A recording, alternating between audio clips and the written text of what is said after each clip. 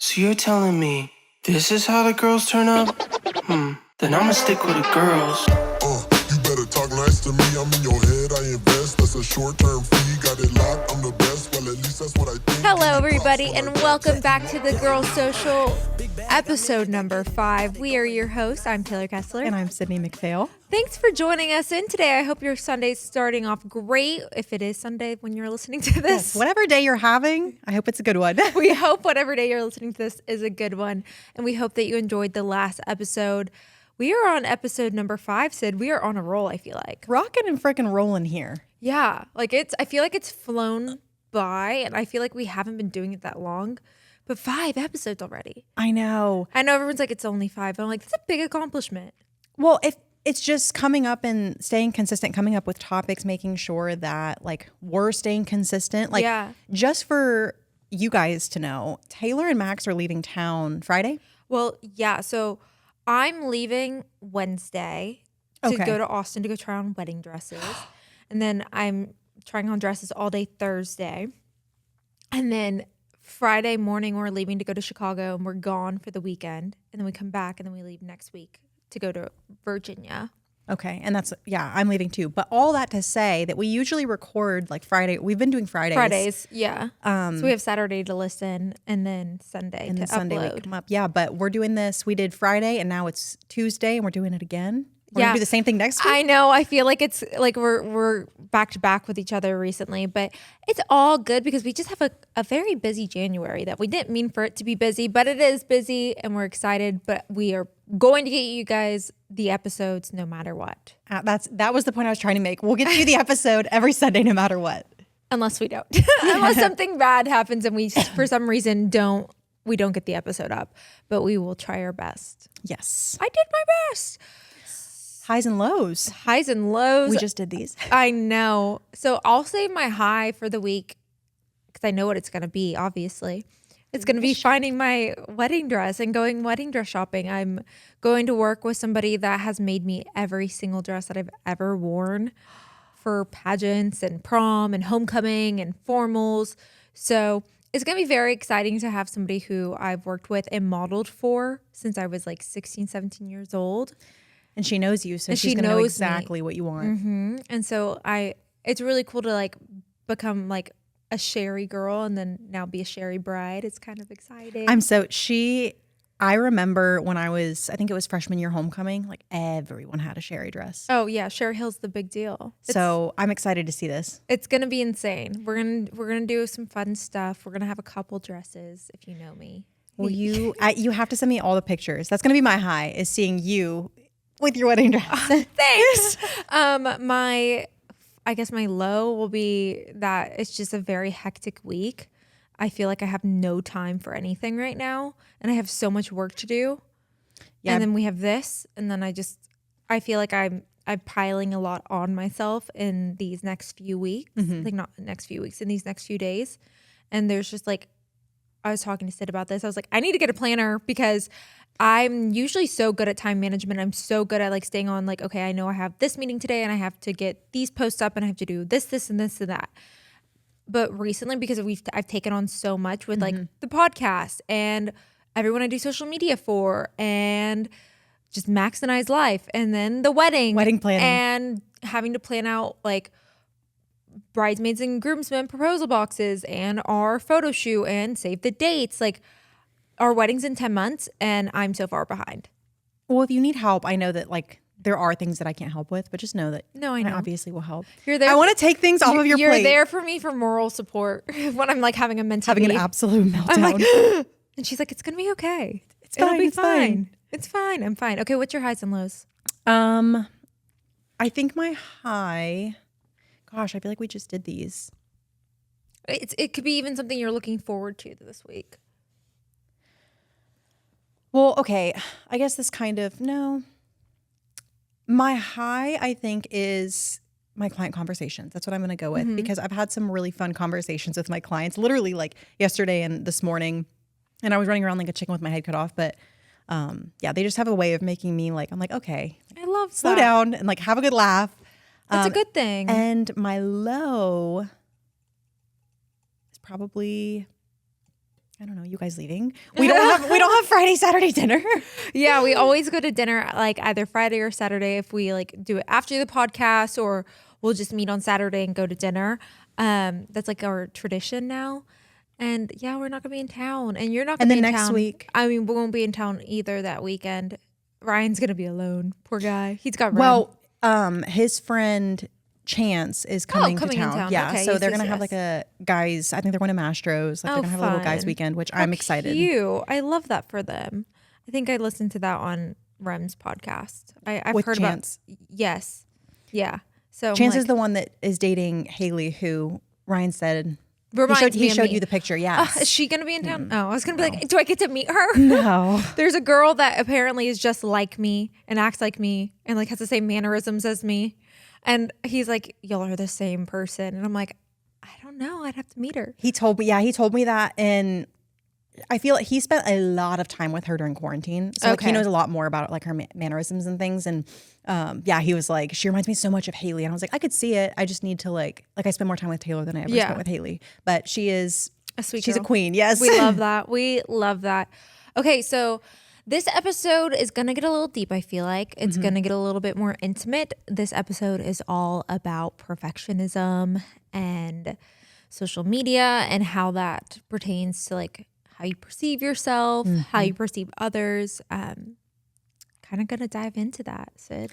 Well, I'm excited for this one because I have thoughts on certain things, but I'm sure that you do too, because I not to call you an influencer, but yeah, like you're, like I influence a little. I'm not like Max, I'm not like a huge influencer, but I do have like a little influence, I feel like. Definitely. So I'm going to kick this off with asking you kind of how, so like you started doing social media when you were doing pageants, right? When you won Miss Texas? I would say even before that. Okay. Like, I would say even before pageants, because I modeled, I've always had a little bit more of a following. Okay. And then it kind of only grew. I'm like, as I say, like I only have 40,000 followers. Y'all are all my favorite people though, by the way.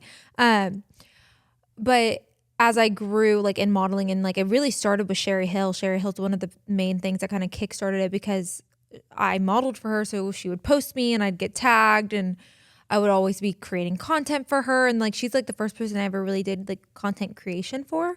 Okay. And like my little friend group and like that little circle, we all did kind of social media together at the beginning, and it kind of just started from there. And that's when I started getting more followings and people wanted to like get to know who we were. Everyone used to joke about Sherry Hill models being like the Victoria's Secret angels of the pageant, like in like prom homecoming world when it came to modeling. I could see that. Because we had like a little clique. It was a clique. There was like 5 of us. And we were all just like this little group of girls. But we were all like pageant girls at the time. I could absolutely see that, especially because like I said, like I even remember when I was in high school and I knew nothing about the pageant world. Like Sherry Hill was the dress to have. I was like, I'm not going to homecoming if my dress isn't a Sherry. You have to wear a Sherry. I mean, I wore Sherry for everything. But yeah, so I say it started with that. And because I did pageants, my social media was kind of tailored, I feel like, in a different way. Just because I had so many people watching me and so many people like looking at my page through pageants, and like when I get judged, like they look through your social media. So everything was always so bright and pretty and perfect. And that's something I didn't even think about, is curating your feed, keeping in mind that you're being watched. Yeah. So like I knew early on, even like just because like I played sports growing up too, and like I mean, I guess we were really the first group of like kids and teenagers that grew up with social media, because I grew up with Instagram becoming a thing. So like my sophomore year of high school, Instagram became a thing. Like you always had Facebook and MySpace, and that didn't really count, and you had Twitter, but like Instagram became like the first like social media. Like I feel like that, well, I guess Twitter and Instagram, because you would share all your feelings on Twitter, and then you'd post like moody pictures of like your Starbucks coffee like on your the Instagram. Nashville filter. Oh, do you remember? I remember that so vividly. Yes. And then like the Visco came out and all that. But I feel like I grew up with social media. Like I was one of the first people that started growing up with social media. And so I made sure that like, because I was an athlete at school, I made sure my posts were always like super clean. Like I never wanted to post anything crazy. Like My mom, I remember, would watch my Twitter and she'd be like, Taylor, you posted a very depressing tweet today. You need to delete that. That's like the wrong idea. And I was like, okay, fine. And I thank God that she was that way with me because truthfully, like, it's good that like she monitored what I was saying because I could have probably said some crazy outlandish things on social media and regretted it. Yeah, that's the worst. Because that stuff doesn't go away. No, it does not go away. But she was always on me for that. And then I guess it kind of snowballed into like what I do now. Right. And like, of course, like I'm not saying I have a huge following by any means, but I do have like a substantial amount of followers that people like follow what I say, what I do. Way more than most. Way more than most like normal people, I feel like. And so it's like, I do have a pressure on me to like maintain a good appearance. Like an image. Yeah. So, okay, with that in mind, and especially as like a teenager, like how did perfectionism like play into that for you with social media? I mean, I think too, as a teenager, it wasn't as bad just because I was like, oh, like I'm still having fun with it. It was still new. So like the whole Instagram model thing hadn't become a thing at that point. That would be more like my senior year in high school where Instagram model became a trend. And you like had these girls that were like perfect pictures and like perfect posts. Like when we first started doing Instagram, we were posting like our Starbucks or like something funny. It was very much like Tumblr pictures. If anybody remembers Tumblr, it was very much that's how I feel like Instagram started. And then as I got older, as I graduated high school, started going to college, like it was like the perfect curated feed and the perfect photo. Like you had to look like you were having fun. And I feel like every year since I graduated high school, it's only gotten worse. Like more extreme. Yeah, like every photo that I've ever posted is so curated. Every picture has to be a certain way. Like I have to have good lighting. My hair has to look good. My makeup has to look good. It has to have a good background. I used to like even, I mean, I still do it sometimes, I guess, but I would like even edit people out of the background of my photos if they like mess up the picture. Like I have a photo and I know it's on there. It's when I was Miss Texas too. And I was on stage hosting the pageant and I'm like took a photo after and there was like all these little kids on the stage behind me and I like edited them out because I was like, they're ruining my photo. Goodbye. Goodbye, you're gone. But that's understandable. Yeah. But I felt like I was like, oh, I can't post that because it's not good enough if they were in the background. Okay. If that makes sense. No, that makes 100% sense. And I feel like with social media, especially now, it's to the extreme of, Photoshop and Facetune and like, yeah, you have a blemish and it's like, okay, well, I can't post that. And I'm not going to say that I don't edit my photos. Like, I mean, I do not do like the face warping, body warping. Like there was obviously a time where I did that because I was hyper insecure of myself. And I was like, oh, like I need to be skinnier. I need to look this certain way. And like, I'd be lying if I was like, I've never edited a photo in my life. No, honey, we have all edited photos. Every single one of us. Every single one of us has edited photos. And so I did it definitely more when I was younger, not so much now. Like right now, I don't edit any. Like since Miss Texas and moving forward, I like made it a thing that I didn't want to edit my photos in any way. Obviously, if I have like a little pimple, I use like the Retouch app and I like fix that. But I use Tezza is like my ride or die filter. What's that? It's a filter app and I love it. But she just does like really cool like more like filmy kind of photos. Like she makes like a cool preset for your pictures. Okay. And so I love her presets. So I use Tezza. But I feel like as I've gotten older, like I'm like, why do I need to edit that out? Why do I need to like make myself skinnier? Like I'm fine the way I am. I don't want people to look at my social media. Like that's something as I grew up, I was like, I don't want people to look at my social media and be like, that's not Taylor, and like meet me in real life. That is one of my biggest fears. I like always say, even with the headshots for pageants, I hated when they were too airbrushed. I hated when they over edited because I was like, I don't want you to look at me and be like, you look way different. You look way different in person than you do in pictures. And I'd rather people say I look way better in person than I do in photos. I was going to say that next. I think it's a compliment when someone says like you look better in real life because I'm not a photogenic person. But I am. I mean, it's my job. But I don't know how to take that compliment when, like, especially like I've met like fans of Max's, and I don't take it in a negative way. Like it's a very nice thing for you guys to say to me. But when people are like, "Oh my God, you're way prettier in person than I am in video," I'm like, I don't know what that means. Like It's a compliment, but it's kind of like backwards. yeah, I'm like, I don't know how to take that compliment. I'm just like, oh, thank you so much. Cause like, I don't know what to say to that, but like, it doesn't always make me feel the best when people say that to me. Yeah, there's no like right way. It's the way people say it that makes me feel like people mean it in like a condescending way. Okay. If that makes like sense. the way it's delivered. Yeah, the way it's delivered changes the tone. Like they're like, "Oh my god, you're way prettier in person." Like that comes off very nice, but they're like, "Oh, like you're way prettier in person." When people say it like that, I'm like, "Thank you." Oh, so you've been thinking I'm ugly this whole time? I'm like, "You think I'm a troll?" I'm my Shrek. gosh. She's Fiona. Stop it right But now. I think social media, it played a huge part in like how I picture myself. And I mean, I'm letting go of it a lot now as I've gotten older, as I'm reaching 30. It doesn't matter to me as much, but I will be lying to say if like I don't want a bad photo of me out there. Like if Max ever posted like a god awful photo of me, I'm like, why? Like there's 10 other photos that look great. You had to choose that one type of person. And that's just going to come with time. And But I also think that's human nature. yeah. Like I don't think no matter how confident you are, like you see a bad photo of yourself online, you're like, Yeah. untag. Don't post that of me. Don't post that of me, please. I don't know. How did it feel? Like you grew up with social media, so how did it and you took a break from socials. So how did it affect you and your like mental state? Well, and I didn't really heavily get into like posting on social media until probably 2018. I want to say it was around the time that I competed and like fitness influencers were just starting to get popular. And really I was sharing the journey of my prep. So what started as like, this is really fun to share, it just kind of, and then it spilled into like I didn't post a lot and then quarantine happened. And I remember during all of that, I started sharing again. And it was because I wanted to put myself out there so that I could build my business. Like I was like, okay, well, I want people to know who I am.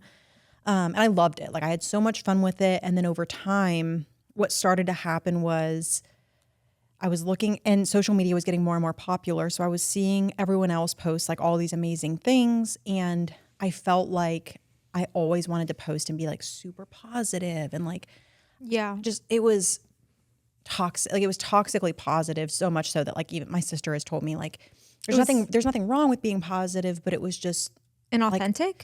like I never posted. It just felt so curated all of the time. Yeah. And like, I was always in this really, really bubbly mood. Like I wasn't. But you are a bubbly person. Well, yes. And it's not that I wasn't being myself. I was just turning on is the best way I can explain it. It's like turning on this I understand being that. of myself. Yeah. And when I started struggling with my mental health for unrelated things, I briefly shared that struggle. Like I was just like, I'm going through something. And, you know, there was like one story I posted and I was crying. And then I was like, I don't want people to see this. And then I was kind of realizing like, okay, well, that's a problem because you feel only comfortable sharing the good. And I just kind of slowly started taking steps back. And I still posted on my business page, but I was like, I need to figure all of this out. And I can't do that when I'm looking at everyone else on social media who's posting all of these amazing things because I was comparing and being like, well, I should be healed by now and I should feel better by now. And I'm just not coming out of that, honestly, because I think social media, you know, comparison is huge and nobody's jumping on social media. Blanket statement. Nobody's jumping on social media to be like, life sucks, I'm depressed. Like, that's just not what people post. And I think a lot of times too, especially with bigger influencers and like looking at their lives and then looking at our lives, I feel like it's really hard. I can't imagine how teenagers are now growing up in social media, seeing like what all these kids like that are huge TikTokers or big influencers have done and like being like, well, how do I compare to that? Like why, like I need to look like this and I need to like be this small and I need to have big boobs and I need to have like the perfect hair and the perfect face and like my teeth have to be perfect. And I can only imagine how destructive that is now because like that was starting to become prevalent like when we were growing up with social media. And now that it's like, that is just the way that social media is. I can't imagine how destructive that is to mental health and like At such a young age. Oh yeah. Like when we were in middle school, we were using like Picnic. Like, oh, You just unlocked. Like they're still on my Facebook. Like You unlocked. ha ha ha on the corner. Sepia is the filter. You unlocked a memory in my mind that I forgot about. And like the photos, like where you would stand on your sink counter and you go Yes. with your phone. Yeah. Yep. Oh my God. In your colorful skinny jeans. But we weren't trying to be this like picture perfect aesthetic. No. We were just being kids. Yeah, we were just being kids. And now it's like, I see teenagers and I'm like, you don't even look like a teenager. That's a scary thing too. Ryan and I talk about that quite a bit because he's like, girls just, Ryan, but not in a creepy way, but he's just like, girls didn't look like that when I No. was. No. And I They don't even have awkward stages anymore. I know that like we talked about this the other day, but like my TikTok feed is a lot of like the young girls in Sephora and Ulta. Yes. Like I didn't even wear makeup. I did. Like, I mean, I started wearing makeup like really in high school, but like I had like a MAC. I'll never forget it. My mother bought me this like neon MAC eyeshadow palette. And it was like the first makeup thing that I like really owned. And I had makeup for like cheer and Yeah. skating and whatnot, but like I didn't wear that every day. But she bought me this like neon, and like I have photos of me with this neon eyeshadow. Janice, not a good look. Why would you ever do that to me? It's like I would wear like a neon green t-shirt, so I wore neon green eyeshadow.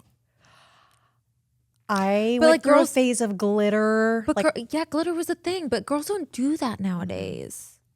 I would argue that They're using there Drunk are, Elephant. there are girls. They're I've using- never owned Drunk Elephant. They're using retinol at age of 12. I 27 and I just started using retinol. Same.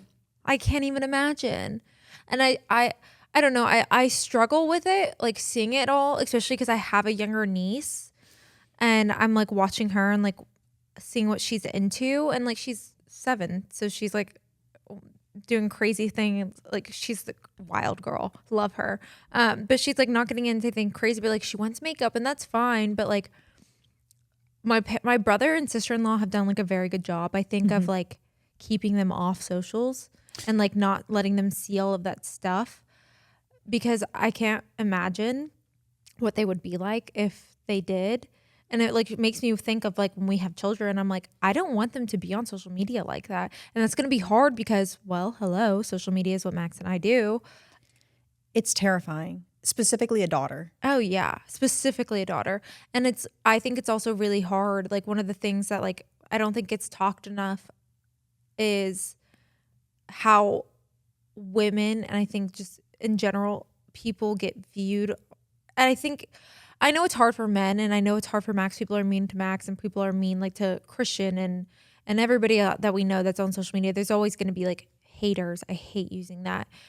But the way that they are to like women, I think is brutal. Wild. And like I've always dealt with like people saying mean things to me, just like growing up. And then as I got into pageants, there are like literally these forum pages where like old crusty dusty men and like people sit online on Facebook and like literally it's the meme. Have you ever seen the meme? It's like watching Victoria's Secret show and it's like, oh, she looks fat. She looks terrible. And like you're like an overweight person eating a bag of chips at home, like not doing what they're doing. Like screaming at the TV. Yeah.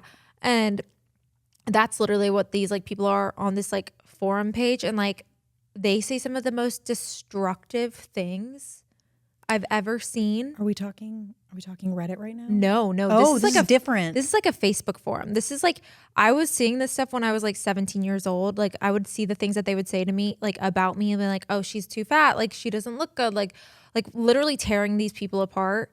And like some of them are super positive, and I've met a lot of great people off of the forums. Like I'm a psychopath, and I genuinely now I love to read it. I like, especially when I was competing, I was like, oh, I love reading. Like my friends used to make fun of me, like would literally laugh at me because I would read the comments and like giggle at like the shit that they would say about me. Cause they'd be, I'll never forget it. I was like competing for Miss USA, and they're like, she has way too much Botox in her face. Like, oh my God. This is before I ever even put a needle in my face, before I ever got Botox. And they're like, she looks like a man, da da da da da, like all these horrible things. And I'm like giggling, like, what is your problem? Like, you know nothing about me. Like you're going off the way I look. Like you're saying these horrible things about me that where none of them are true. I'm shook. Oh, it's like a thing. Like, and it's still a thing. And like these people will like be like, oh, her outfit looks trashy. Oh, she looks like shit. Oh, like she's not smart enough. Her answer was stupid. And I'm just like, give us a break. Like, we used to literally get judged on like by these people if like we went to Miss USA and our suitcases didn't match our outfits. And like we had to wear like these like curated cute outfits to the airport to like take an airport pic. And I refuse. Like Eric, who does my hair, like he took my leaving photos for Miss USA. And I remember him being like, I don't want to freaking wear heels and a suit to go to the airport, to go to Miss USA, because that's not me. One, I'm never going to wear that on a plane. And two, like, that's not normal. Like, why are we trying to like fantasize like what this is and what we're doing? Like, no. So I literally had jeans on and like a cute t-shirt and like a little jacket. And like I took funny, cute pictures with my suitcases, like leaving to go to the airport. Cause I'm like, that's me. That's what I'm going to do. I'm going to show up to the airport in like jeans and a t-shirt and tennis shoes. I'm not going to be wearing. I'm going to tell you right now, I go to the airport looking homeless. Yeah. I'm not wearing 6-inch heels and a tailored suit to the airport. And you know, maybe that's why I didn't win Miss USA. I mean, no, that's not the reason why. There's a lot of reasons, but. Well, that actually brings up a really good point. I love that you did that, because I think that no matter what, and you said this, I think it was in the first episode where I was talking about like being afraid of putting myself out there again. And I was like, I don't want people to be mean. And I had talked to you about it on No Complaints, when I did No Complaints. And you were like, it comes with the territory. Like if you put yourself out there, that's going, like people are going to have something to say. But if you're authentic, if you are just being who you are, like no matter what, you're not going to be everyone's cup of tea. But at least you're being who you want to be and who you are. 1,000%. And I love that you did that, because you've been putting yourself on social media for a long time. Oh, it's my whole life is social media. And I mean, everyone's like, I feel like I'm going to get, this is where this is coming into play. Like, I feel like I'm going to be judged because everyone's like, you don't have that big of a social media following. I get that, but I still have thousands of people that tune into my life. And like, whether it be my channel or Max's channel, that tune into my life and judge everything I say, I do, I eat, I sleep, I drink, I put on my face, what I wear, who I'm hanging out with, what I'm thinking, like music I'm listening to, like even like, and it's only gotten worse over time, obviously, but everyone else's opinion should not affect me, because at the end of the day, I know what I believe in, I know what I think, and I know how I feel, and that's all that matters. But people online who watch me feel like they should have an opinion of all of those things, and they shouldn't. And I'm like, you're allowed to have your opinion, but like, you don't need to bash me and throw your opinions out at me because we disagree. Well, you don't have to believe what they believe in. It's almost, I don't want this to come across the wrong way because I don't want to sound mean, but it's like people are getting upset at you for not agreeing with them. And if you were to do the same thing, they'd be like, oh, I know. Taylor thinks that everybody has to think like her. Yeah.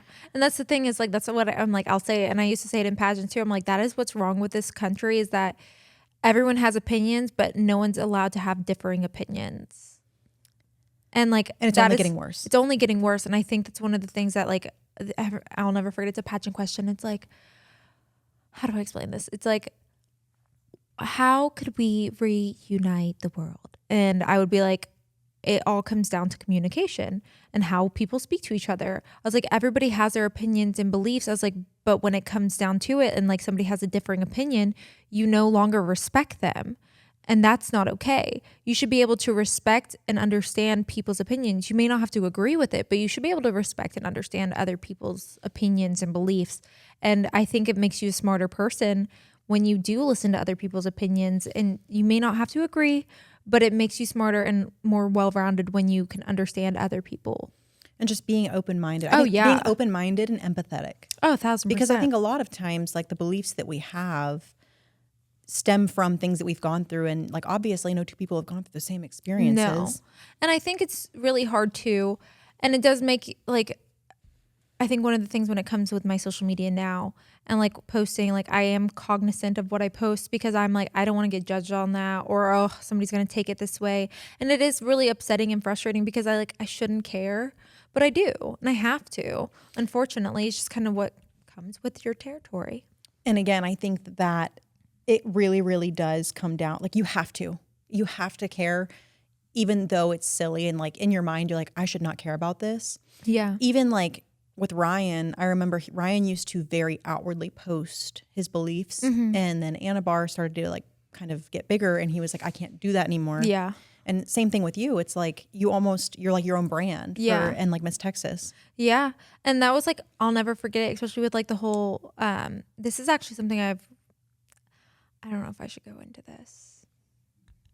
We're all friends here. No, I know, Oh, but God. it could cause a lot of issues. So when it came to BLM, and I was Miss Oh. Texas during that entire Mhm.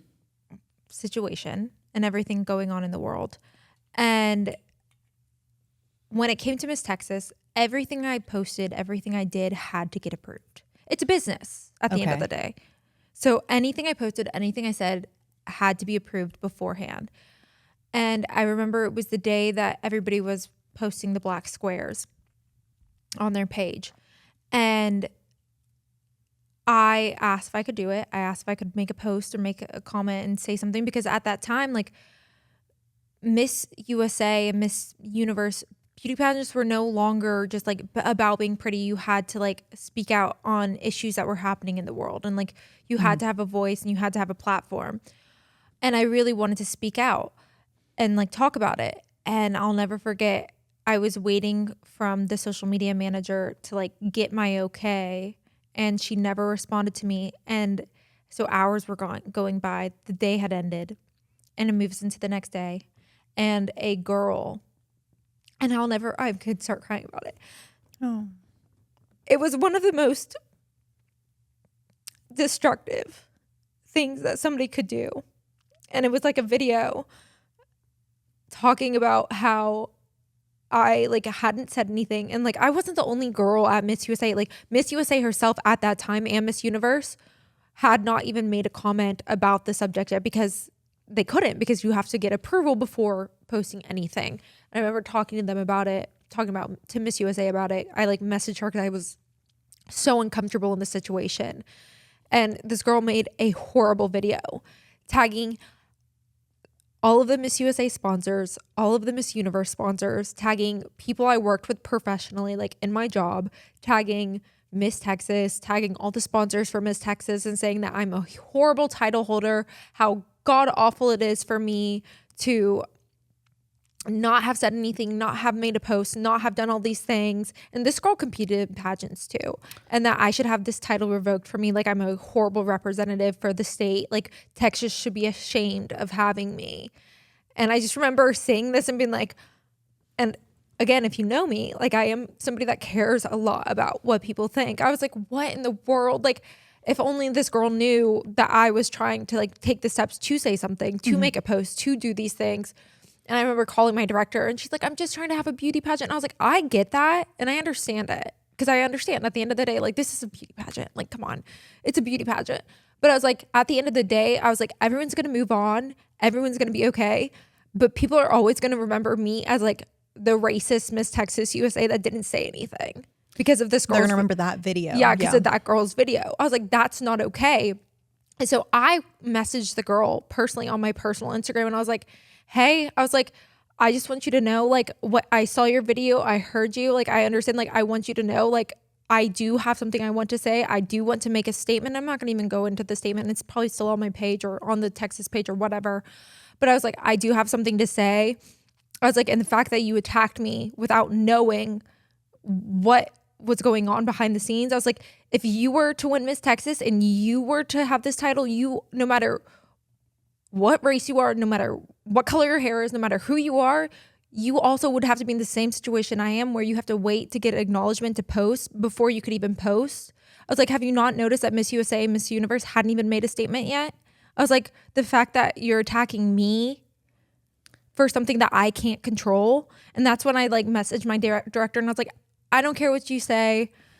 And this is probably where a lot of things went wrong in my reign, but I think it was one of my proudest moments of myself, where I was like, no, I don't care what you say. Like, I don't have to post it on the Miss Texas page. I will if you want me to.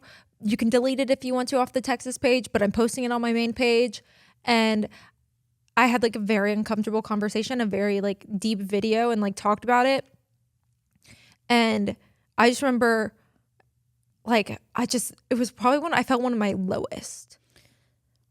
And you said that. So did she respond? She responded. She's like, "Oh my gosh, I had no idea. I feel so sorry." And then she made a video after apologizing and like redacting her statements towards me, but then made it towards another title holder.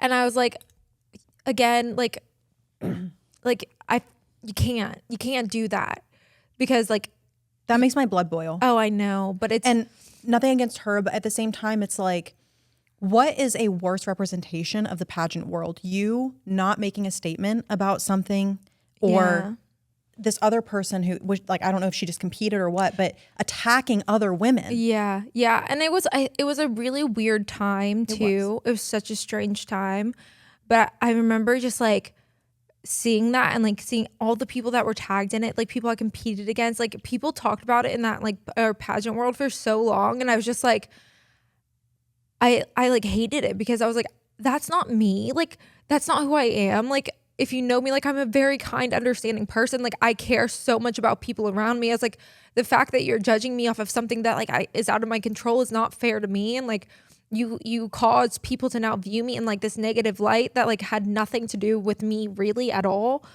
And I just remember like at that point just being like, and it was right before we left for Miss USA. And I was like, I'm just so over social media. Like, I was like, I'm so sick of it.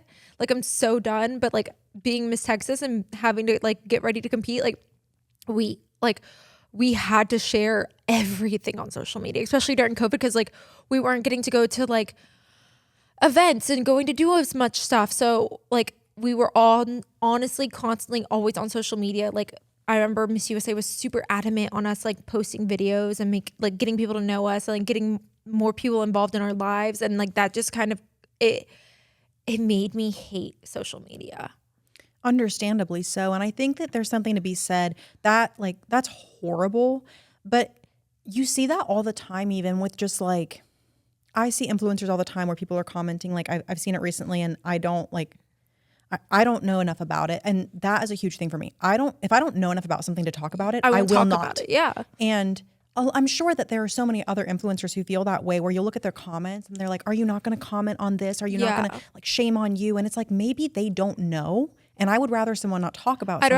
I'd rather make an educated comment than a comment that I just was like, okay, let me just say something just to say something. Like I would never want to say something just to say something. Like I'd rather be educated and make a great comment and make an understanding comment. And a comment that you can truly stand behind and know, like, this, I truly believe this, rather than just trying to satisfy like the masses. Yeah, the masses. And I'm still very open with like my beliefs and everything. And I'm not afraid to post what I want to on social media. There's obviously some things in the world that like, I'm just like, I'm not going to comment on, because I don't need to. And it's not going to help me or help anybody else if I make a comment on that.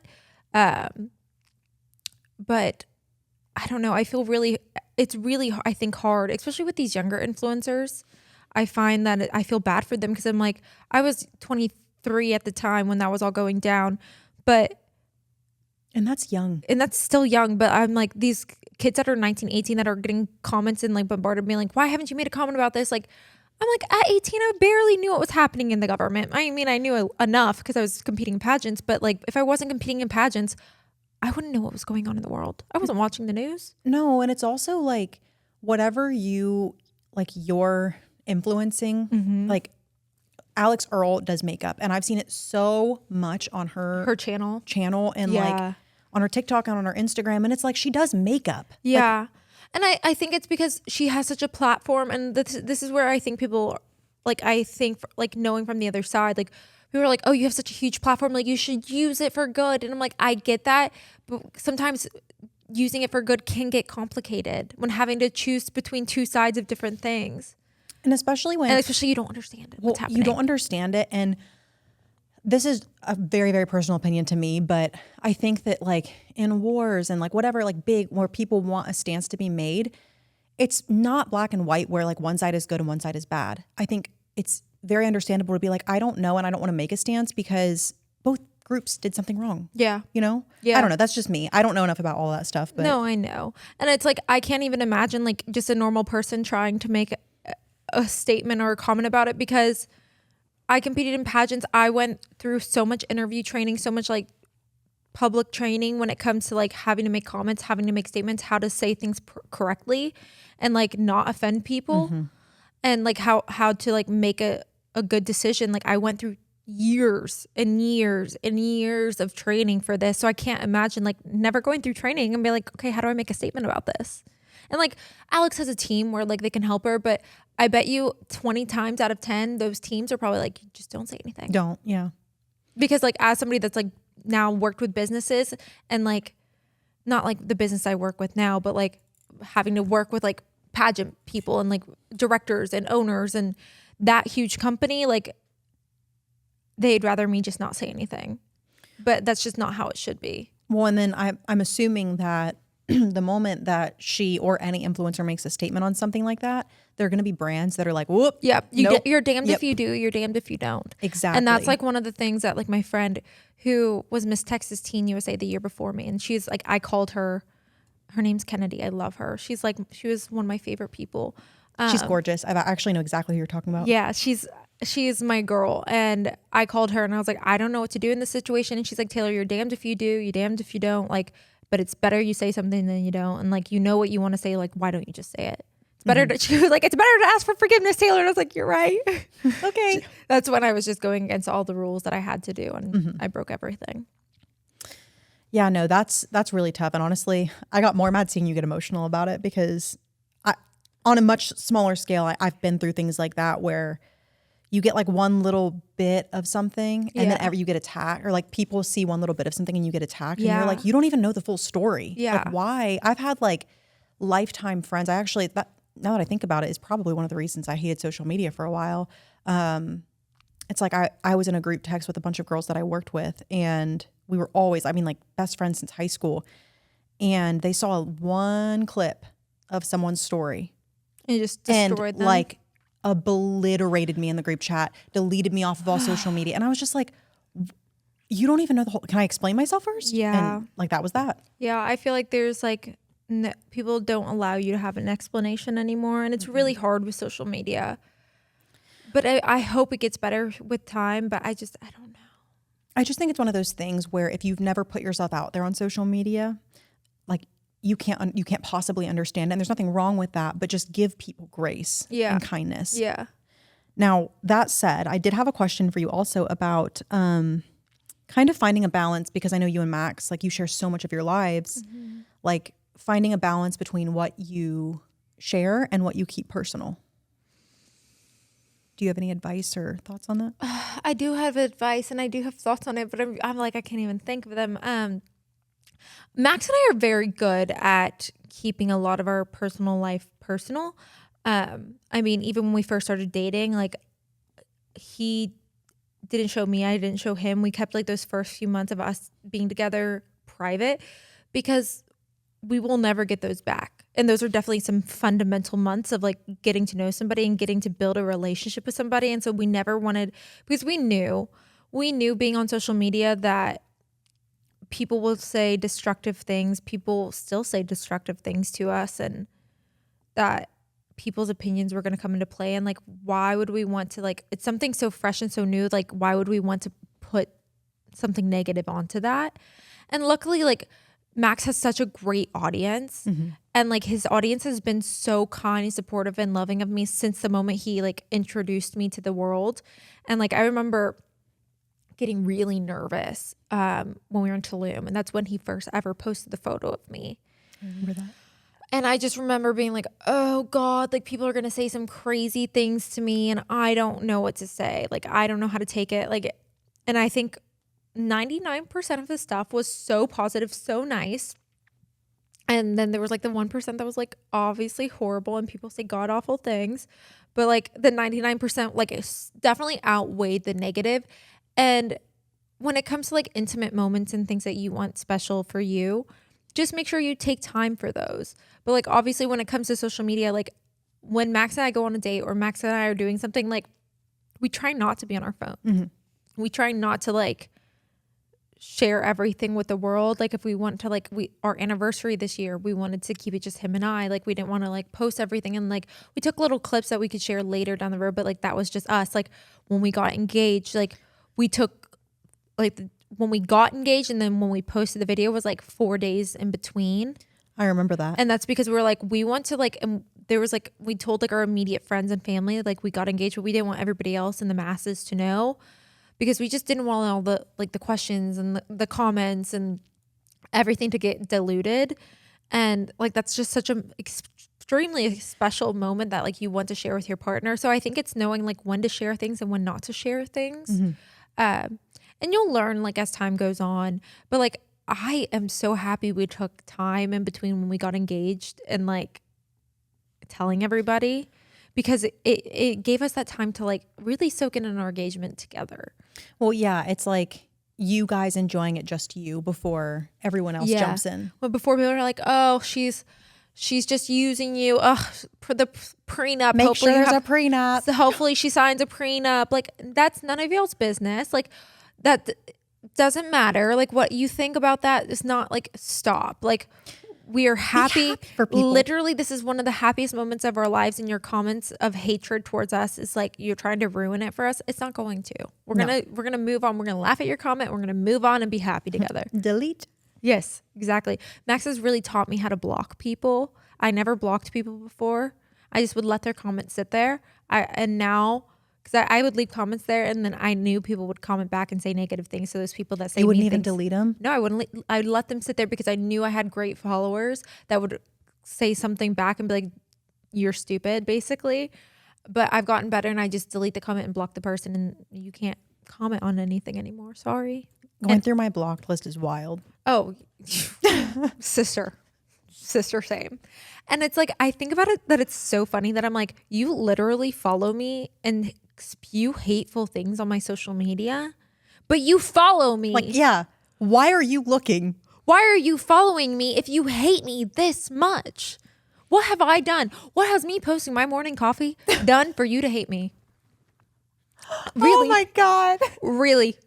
Like I post a morning coffee, you suck, you are a hateful little girl, like I see who you truly are, you're a horrible person, like you are just using Max, I hope you know God is coming for you. And I'm like, I literally just posted Like, all right, well, I'm just my latte, literally sipping my coffee, and I'm like getting these hateful messages, and I'm just like, y'all, it ain't can't that win. It ain't that serious.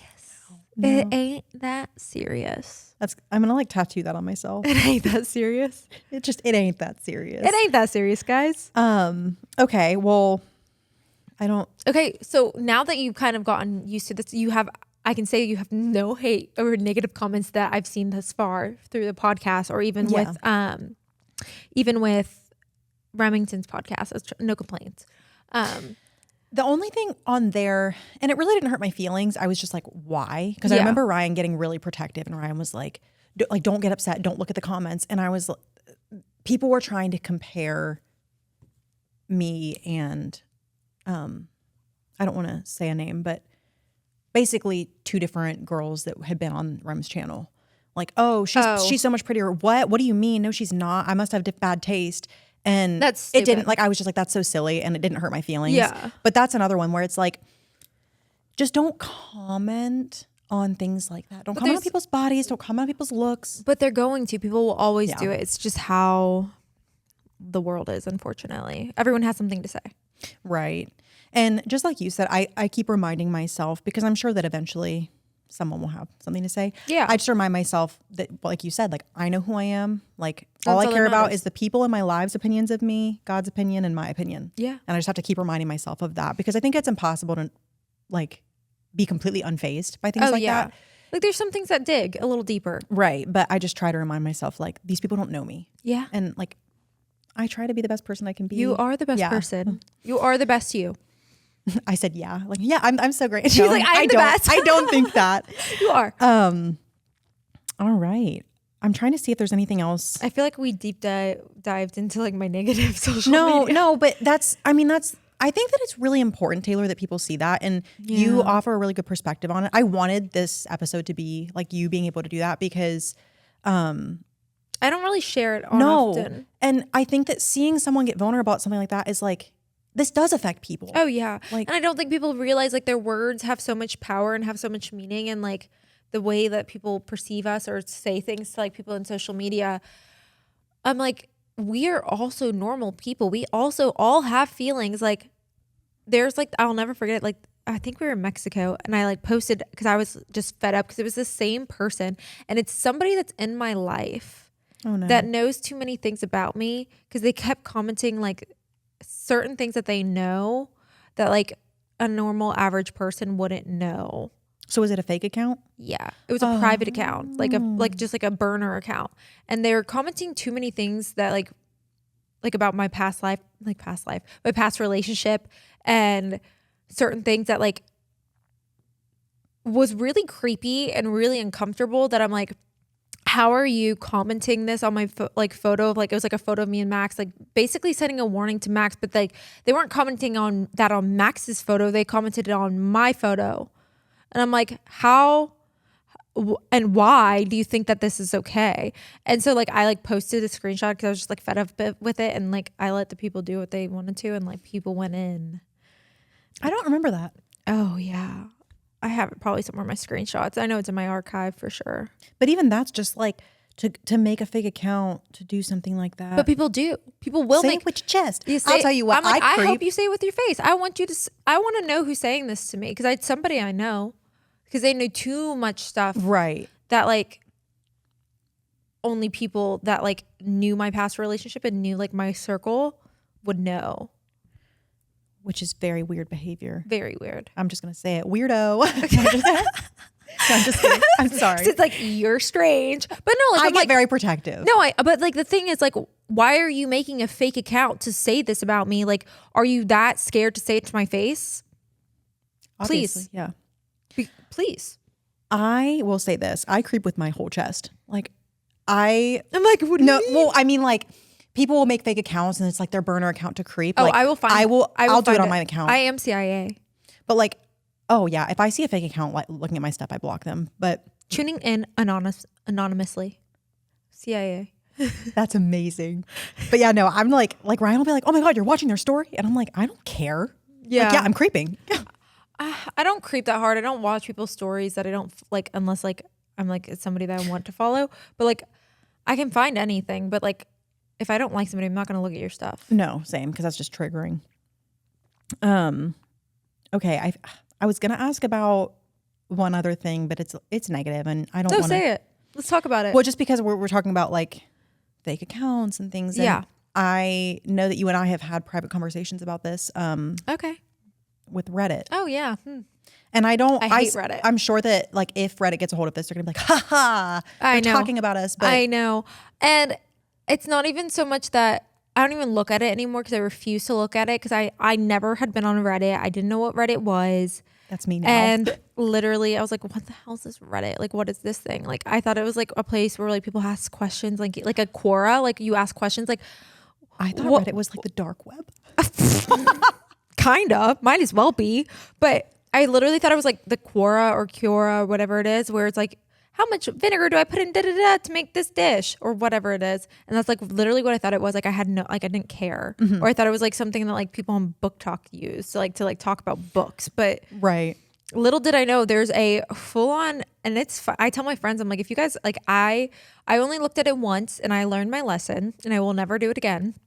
But I like tell my friends, I'm like, if you guys want to go like have a giggle, go look at Reddit of me and like just read it, because it's fucking funny. Excuse my language, but it is fucking funny. Because like these people don't know me, but they make these assumptions of me, and like they're so off. I'm like, you guys have no idea. Like, you guys say these horrible things about me, but you don't know me. And like the only reason I ever looked at it was like last year. I think it was like December last year. I guess one of Max's friends made a comment to him about like, oh my God, bro, have you seen this Reddit forum about you? No. And Taylor. And I was like, what the hell's a Reddit forum? And I like looked it up, and like the things on this are like, she doesn't really love him. She's using him for money. She doesn't care for him.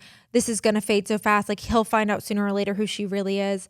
And like all these horrible things. I'm just like, okay, whatever. Like, please get over it. Like, you guys literally you have nothing better to do than literally talk shit about me and Max and our relationship. And like they talk shit about apparently everybody, because I've had another conversation with another friend about Reddit and she's like, you just don't look at it. Like it doesn't exist. And so I refuse to believe that it exists anymore. But I had seen on Reddit when I was going through the wonderful The lovely things. that everybody was saying about me, there was something on there that, again, too close to home, that only 3 people knew. This is when I found out about the Reddit this is page. where you found out about Reddit. And only 3 people knew about something in the world. And the fact that I'm even bringing light to this is so freaking stupid. But I was like, oh, they just said something about me and about people that I know that's too close to home. Like this is someone that knows me. Yeah, this is someone that knows me, that's in my inner circle, that's in my world. Okay. And that's when I learned, just keep my mouth shut. I don't say a single thing. Reddit doesn't exist to me. I don't know what that website is. It's blocked on my phone. I will never be able to see it. Good for you. Yeah, I will never be able to see it.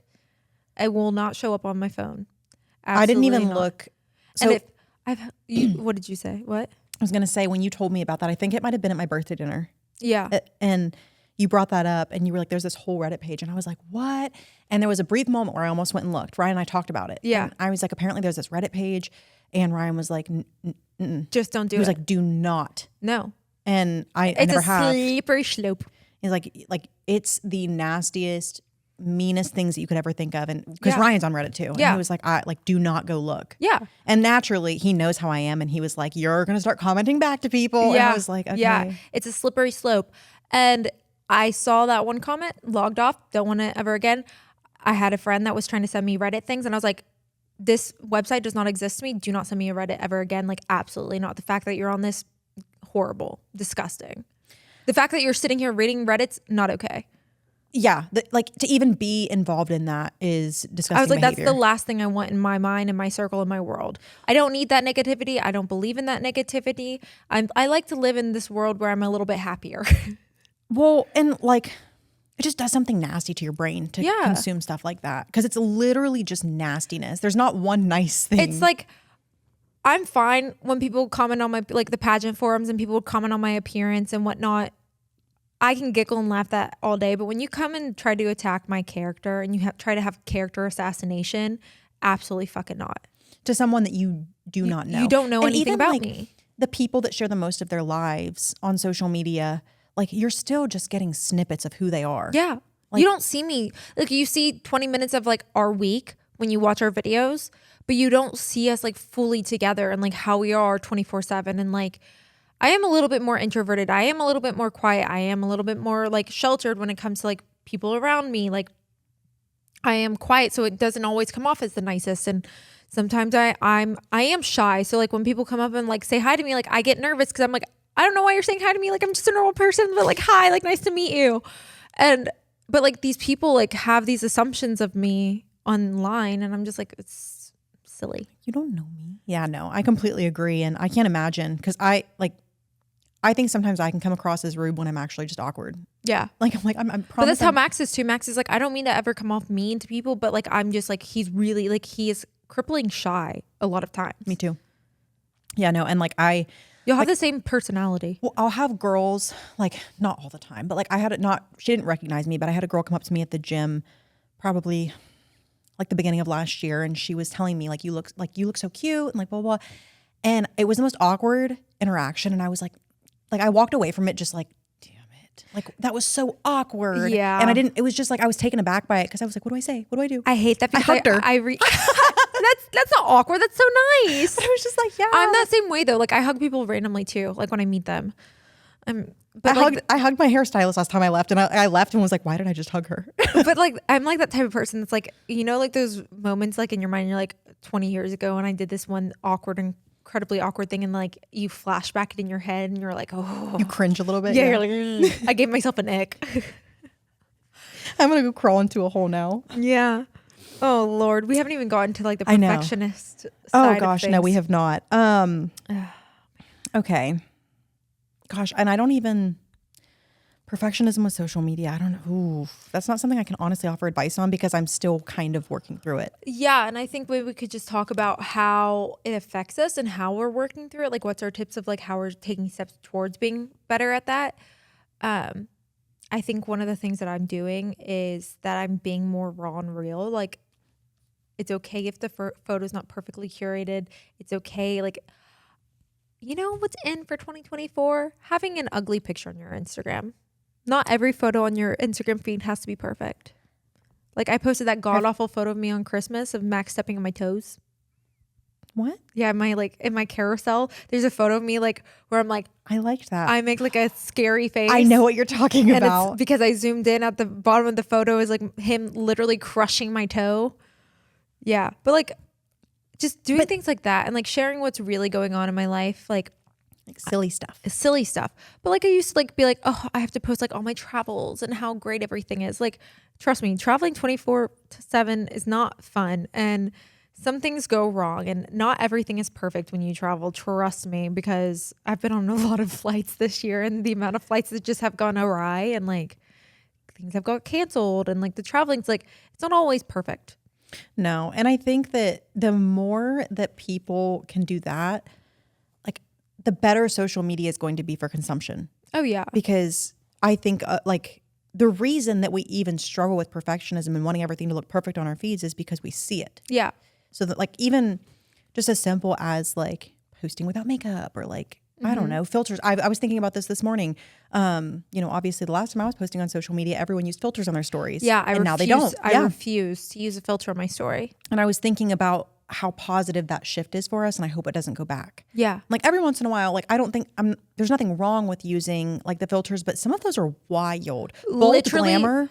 Oh, warps your face. Like I look like a Bratz doll. I'm like, this is not cute. Like it's not, yeah, first of all, it doesn't look real.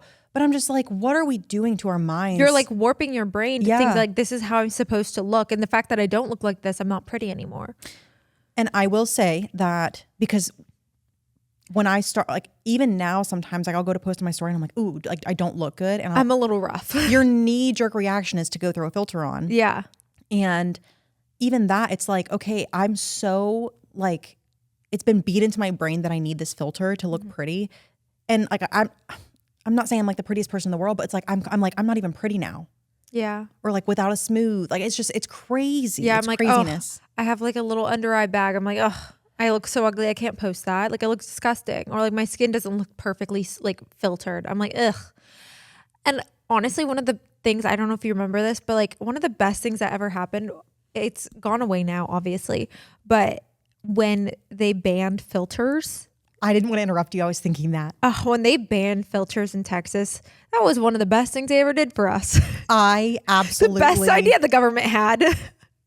I thought that I was going to die because that was when I still posted all the time. We all did. And I had my locked in filter. And I will say that the filter I used, it really didn't it made my hair more blonde. Like it was just like a brighter. But it smoothed your face a little and like it just like brightened everything up, which is like fine and dandy. But like the facial filters that like truly warped your face. Like if you looked like that, like you didn't look like that every day. Nope. And sometimes like when I see, and again, like I'm not saying this to demonize because I definitely use the heck out of the filters. I did too. But like you'll click on someone, like you'll see and be like, oh my God, like that looks so good. I want to see this filter. And you click it and you're like, whoa. Yeah. And that was the bold glamour for me on TikTok. Cause I was like, oh, this is like, she looks so pretty. And I was like, oh my God. Yeah. Terrifying. I like remember like I accidentally like swiped over to like a filter on accident. Like I was doing something on my phone and I was like, it's a jump scare. But like I was like, we used to use these like it was like we're like, yep, this is what we actually look like. No. Talk about seeing someone in real life. Yeah. I'm like, no. Yeah, that's not what we look like. My eyelashes aren't that big. My nose isn't that small. My lips aren't that big. The moment I knew, and I don't know if she watches this, but my hairstylist was telling me that people were bringing in pictures of me when I was always posting on social media from my screenshots from my stories. Yeah. And they were like, I want this. And she was like, that's a filter. Her hair's not that blonde. And I was like, I was so embarrassed when she told me that because I was like, And she was like, it's not that big of a deal. Like, it just made your hair more. And I was like, no, but you exposed me. Like, that's not. Yeah, no. I mean, I love a good filter, like when it's like I'm out at the beach and it like makes the sun more blue, like the sun Yeah. more blue, the sky more blue, and the water more blue. But yeah, I try not to use filters on my face anymore. I'm like, that's not me. And it'll do so much for your confidence. Oh yeah, And I think also just in terms of good lighting, perfectionism, guys. That's it. get you an Alex Earl. No. Literally. I think that for me, and something that I'm trying to practice now is like just put yourself out there. Like if Yeah. you're trying to overcome perfectionism, do the thing that's uncomfortable. Yes. I have a thing saved on my Instagram. It says feel the cringe, but do it anyway. Yeah. And I think that's You have so to sit in important. the uncomfortable moments in order to like be okay. Mm-hmm. And it takes time, but once you keep doing that and you're okay with the uncomfortable, I think a lot of times when you like, I have steps is like the first step that I have to say is like when you're trying to like overcome perfectionism. And this is something that I'm trying to do constantly because I am a control freak. I do have perfectionistic tendencies. I would say I have a lot of them. But that's just growing up the way I did and growing up doing what I do and doing what I did. You have no choice but to be a perfectionist. And so, especially when you're putting yourself out there to be judged, like that's all you know. That's all I know. And I'm not perfect at it by any means, but I look at my life in certain areas where I'm like, okay, where am I putting in these perfectionistic tendencies? And then I try to break it down. And then I'm like, okay, now I need to stop trying to be perfect. First step, trying to find out where in my life I'm trying to be perfect. Second step, be imperfect and be uncomfortable, because I think a lot of times, like when it came to perfectionism, I did it because I felt like it was how I was going to get love or get praise. And so like when I was so perfect, or I got great grades, or like I did a great routine, or I did so well in volleyball, or I did so well in competing, or had such a killer interview, like, or my walk was great. Like I constantly was getting these like dopamine hits of approval and approval and approval and approval and approval. And that's like what fed me. Like that is what kept me going. And like when I would get the comments of like, oh my God, you're so skinny. Like you look so good. Like you're so skinny. Like I loved it. And I still love it. But like I fed off of it. Like I fed myself off of it. And I was like, It's like a validating. yeah, I loved that kind of form of validation. And like some things, I think that's why my love language is words of affirmation, is because I love to hear how much you love me.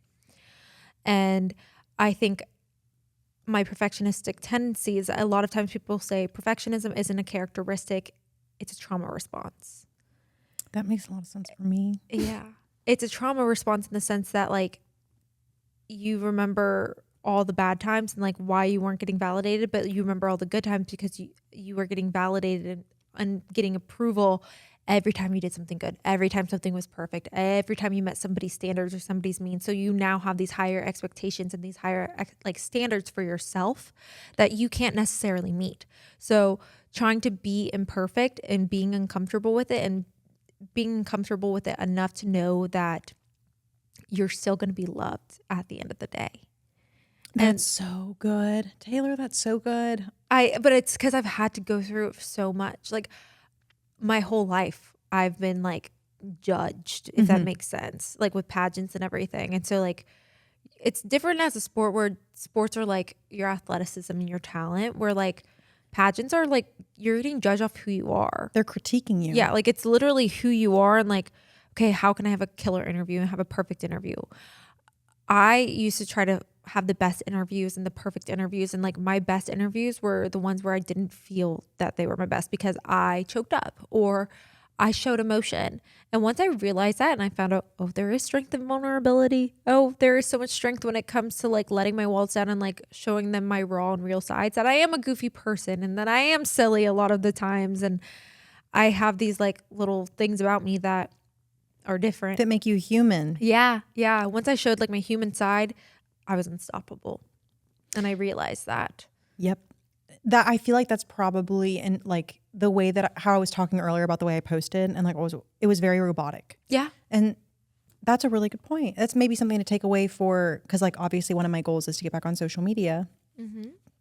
No, I love that so much. And also it's like feel the cringe and do it anyways. And also like be brave enough to be bad at something until you're good at it. Yeah. I don't know. I just feel like it's really hard too right now with like, I think even having a larger following and people like feeling I have to meet a standard for people in order to be wanted or be enough. And I think especially with social media too, I'm like, okay, well, I have to be this certain way. I have to look this certain way. I have to act this certain way in order for people to like me. And like, that's unlikable, I feel like. That, and also it's just toxic for the individual person. Guys, this is getting really deep. I don't know. I feel like this is just like, it's a concept that needs to be talked about a lot. And it's something that like, I still struggle with this. Like I can't say that I'm perfect at being imperfect. I'm not, because I still am the person that like, I want to make sure my wedding's perfect. I want to make sure my photos are perfect. I want to make sure my like reels look good, and that like I like every part of my life, I have a standard for myself, and I'm still trying to overcome that standard. And it's like, it comes from people putting standards on me that I have now created these unbelievable, like unattainable standards for myself. And honestly, Max has truly been like a savior, I think, with that, because he loves me the way that I am. And like, if I do mess up, he's like, it's okay. Because like, if I did mess up before, like, not that like I'd ever be criticized or critiqued, like I'd get in trouble or whatever. Like I did at certain times, but like, I always felt like I was letting people down. And like, Max just doesn't care. He likes me for me, and like, he cares about me as a person. And like, he loves, like, he loves me in all forms, but he always says like, when I start washing my face or like take my makeup off and I like put on like my sweatshirt, it's like, you know, hair tie chilling with no makeup on, that's when you're the prettiest. I hope that you don't take that wrong. That's what Ryan always says too. But like, Max is like, my favorite thing he always says is like, when I'm washing my face, and he's like, there she is, like, there's my Taylor. And I'm like, are we living the same? No, Ryan will be like, there's my pig. And by the way, Ryan calls me pig because my skin is pink, not because he thinks I'm big. But he'll be like, that's the pig that I know. And I'm like, thank you for making me feel pretty. Yeah, thanks for when I feel like my least. Like, thank you for making me feel better. And I don't know. I think it's going to take time. And I think it's just getting uncomfortable with the perfectionistic side of things, and like sitting in that uncomfortable like spot, and like knowing that no matter what, like, it's not going to define you. It's not going to take anything away, and it's not going to make people like you less. Yeah. And I would even go as far as to say that if you're like, obviously if you're getting uncomfortable, you're growing. Yeah. But like, you can't overcome it without putting yourself through it.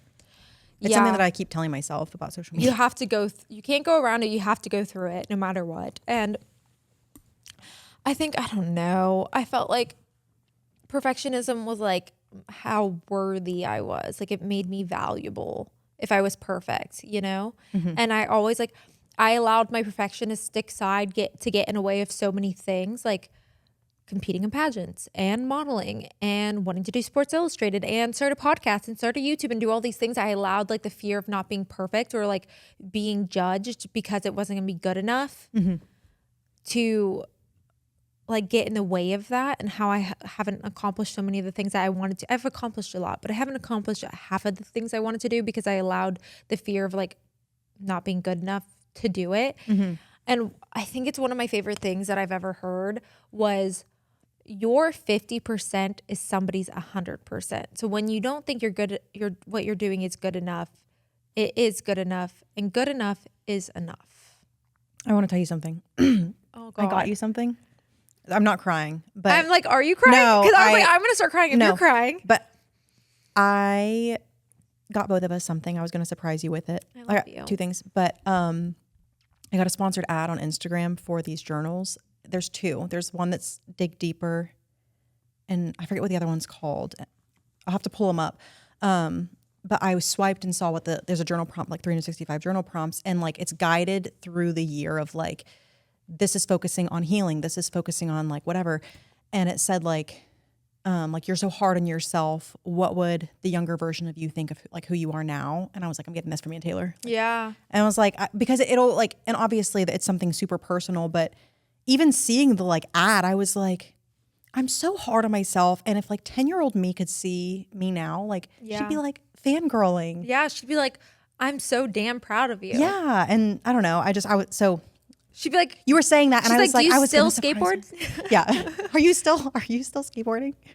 Are you still using Picnic? Are you still using Picnic? What happened to my colorful skinny jeans? That's so sweet. Well, I just thought, like, because I was like, this was like all the things that Taylor and I always talk about. So Yeah. why not? No, I love that. I don't know. I also think that perfectionism isn't something kind of like any kind of growth or healing. Like, it's always going to be a work in progress, because if you are a perfectionist, you're never going to be perfect. yeah. But you're also like, you are a perfectionist. I don't know that you can stop. I could be wrong. You can stop. Like, I've gotten a lot better at it, but I'm still like, I still struggle. Like, even like with like body things, like I talked about, like my eating disorder, and like,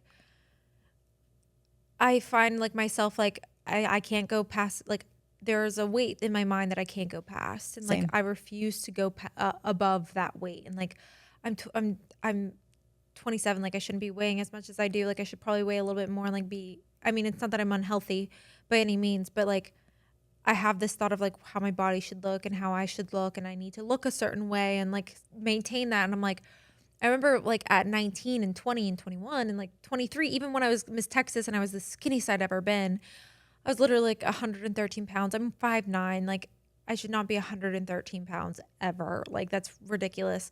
But I remember even thinking at that time, like, oh my God, I'm so fat. Mm-hmm. And I like looked back at photos of myself and I was like, oh my God, I'm so skinny. Like, I yeah. miss that.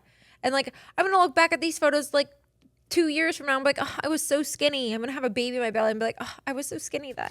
Yeah, it's like in high school when you think you're fat, and then you look yeah. at high school pictures. Yeah. Yeah, no, when I competed, and obviously I was intentionally getting lean, but when I was in normal clothes, I remember, because I was waitressing at the time and in school, people would be like, are you okay? Like, are you? And in my mind, I was like, I am huge. Yeah. And that's just like, that's not. And it's Even, you know what? I'm going to throw myself under the bus. When we were making our TikToks on Sunday, I was bloated, and I was like, ugh. ma'am, you were literally the smallest human. But like, and I can rationalize and be like, that is so silly. Yeah. But like, the thought still pops in my head. I have to fight to get it out. 1,000%. I mean, I'm the same way. Like, I felt the same way. Like, I was about to start my period. TMI, guys. Sorry if the guys are listening. Girls, you know, like, you're like 2 days out and you're like really bloated. And I'm just like, ugh, like, I don't feel my best. Mm-hmm. My hair was disgusting. I didn't feel cute at all. But it's like, who cares? That's like the thing that I would argue most people want But like, to see. you don't It's like, even I just want look to see that. you be. Yeah, you. Yeah. But like, we weren't even that bloated. I was not bloated at all. No, it was such a silly thought, but even there it is. It's like, I don't look perfect enough. Yeah. I don't have the definition in my stomach that I usually, it's like, Oh yeah. stop. Like, stop I remember it. like seeing photos of me from a certain angle and be like, oh God, no, my legs look huge. Because like a huge insecurity of mine was my legs. Or like, I also have like a lot of people call me, like, these are comments that I always get on social media, are like, you look like Michael Jackson. Stop right now. I will fight someone. I get it all the time. But it's like, I make jokes at it now. I'm like, fuck, I don't care.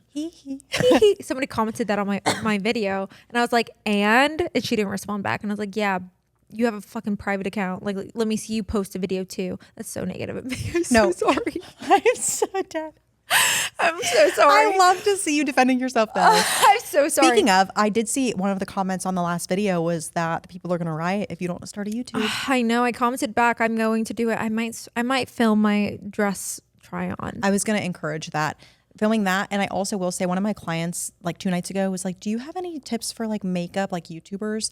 And I was like, well, she doesn't have a YouTube, but Yeah, I know. I was like, I need to get a lot on of my it. tips from Taylor. So I need to get on it. I've talked about doing it for so long, but I let the fear of being perfect and not being good enough get in my head that I wasn't going to be able to do it. Because I was like, I even like starting a podcast, I was like, why am I going to do this? No one's going to listen. Like, it's going to be a flop. But like, you guys have literally shown up and showed out for us and like have supported us, like so many kind words. And I'm like, people like me. I will say, and like, obviously I haven't been on social media a lot. So like, I know that it's like your people and Max's people, and They're the best I feel community. so loved. They have literally Max's community is great, but Max's female freaking community, Potato Nation, the women in that one, oh, like they are the nicest, kindest, loving, most supportive people. Like, they hype me up more than I deserve to be hyped up, I feel like. But they show up for me anytime like I want to do something or want to accomplish something. Like they are there for me. And it's so refreshing. It's just that feeling of like acceptance and like, because like, you know, perfection, I'm like, I'm so nervous about the response that people are going to have to me because like, who the heck am I? And I was just like, wow. Like, Yeah. the question at the end of the last podcast, like saying that I'm super well spoken, I was like, You are I very feel well so, spoken. like it just, I can't even explain it. It's the best feeling in the world, like I that love kindness. that. And I will say that we've talked a lot about like the negativity of social media and mean people, but that far outweighs the negative. Oh yeah, and like that's why I do what I do is like the messages I get behind the scenes that are like so positive, like, oh, this really helped me today. I needed to hear this. Like, oh, I'm going through the same thing. Like, what I really, really want to do, and I have a hair on my face. Sorry, guys. What I really, really, really want to do in 2024 is focus on the positive parts of my community and our community now. Like now that we're kind of combining forces and like my community is becoming your community, I want to be there for you guys and talk to you guys and really show up for y'all and listen to what you guys have going on and like help you guys in any way possible because you guys have shown so much love to me and like I wouldn't be doing like I say this it's like I feel like that's such like an influencer thing for me to say like I wouldn't be doing what I would be doing if it wasn't for y'all and like we don't make money from this. Like we're doing it because like we genuinely like love doing this. We love listening to y'all. We love like having these conversations and like being able to like share any advice that we have and like share our stories. And if like how we said at the beginning, like if we could just help one person, then that's enough for us to continue doing what we're doing. Yeah, there's no amount of money in the world that can top like helping someone. 1,000%. I said that I was going to stop saying that. God, guys, after the last episode, I was like, yeah, agree, 1,000%. And I was like, what? But that's how I felt the first episode. I said absolutely about 5,000 times. And then I went to absolutely. Absolutely. Well, you're going to, what? Should we get into questions? Yeah, let's get into questions. This is getting a little long. Sorry, guys, but this was a good episode. Yeah, I really, really hope that this like resonates with I started you guys. crying a little bit. No, but I almost, you started crying and I cry when people cry. So I choked it up. I was like, we're not going to cry about it today. No. And then I just got mad. All right. Okay. Do you want to read them? I'm going to let you read them because there are some that I don't know if you're going to want to. Okay. These are all new, yeah? Yes. Yes. Okay. What's an important boundary you've set in place that works? Like with anything? With anything. Just a boundary you have. I think that one that has truly, truly been beneficial for me is in the evenings. I talked about this on, I think, the second episode, putting my phone down. Because for a long time, I was just like so sucked in. And I do have my moments still. Like even last night, I was on my phone too much. But I try really hard to like tune out everything and just be present with like Ryan or wherever I am. That's really, really helped me. And in some ways, I guess, it's made me be bad on my phone. Yeah. But it's, for my mental health, been so helpful. Your phone locked. Shoot. Okay, I'll talk about my boundary while she unlocks her phone for me. Let me unlock my My boundary, I think that I have a couple that I like really stick with, but one of the ones that I find really important for myself is that when I say no or I put my foot down in a certain situation or not wanting to do something when it comes to like being peer pressured into like going out and drinking or going like out or like having to feel bad about like not wanting to do certain things, I'm like, no, like I don't want to do this. Like that's not beneficial for me. I don't feel comfortable with it. And I like stay true to that boundary. And then another boundary that I have that I think is important is knowing when I'm upset or I'm frustrated or something's going on with me, knowing that I need time and space. And like if this person's like, no, we need to have this conversation now. And it's like, this has nothing to do with Max and I, but like I've had this in like past friendships and relationships and whatnot, where it's like, we need to have this conversation right now. We have to talk it through. We need to get it done. Like, I don't care what you think. Like, we need to talk. I'm like, no, like, I want to process. I need to understand my emotions and feelings first before I move forward. And that is a huge boundary that has changed a lot in my life because it allows me to process my emotions. And I'm not saying things off the whim. And like, if that person doesn't have enough grace for me to take time and like figure my, like how I'm feeling out and like to settle down a little bit, then that person doesn't want what's best for me. I completely agree. Also, I can't get my auto lock to turn off, so just I'll keep just touching. hold it. Yeah, I'll just keep tapping it. I'll just keep touching it. Okay. advice for planning an out-of-state bachelorette party and being mindful of other people's budgets and schedules. Oh Lord, I don't have any advice for this. I think it's just being mindful. Like maybe talking to your friends and be like, maybe realizing like it is your bachelorette party. You should be able to do what you want to do and like make sure you're doing what you want to do. But like if your friend can only come like spend so much money, like maybe you can help her find like cheaper options, or maybe you can see if like some people are willing to pitch in a little bit more, like because there are friends that like don't have the same means to ends that I have when it comes to certain things. So like I would try to do as much as I can to accommodate those people. But at the end of the day, it is your bachelorette party and you should do what's best for you. Does that sound bad? No, it doesn't at all. I've been telling Taylor that we've had conversations about, and I'm like, Taylor, it's your wedding. I know. I need to get But better. I don't, I've never. I was like, I don't know. I think it's just that. Like, you got to do what's best for you, but like maybe you could do something to help. I don't know. Communicate. That's all I can say.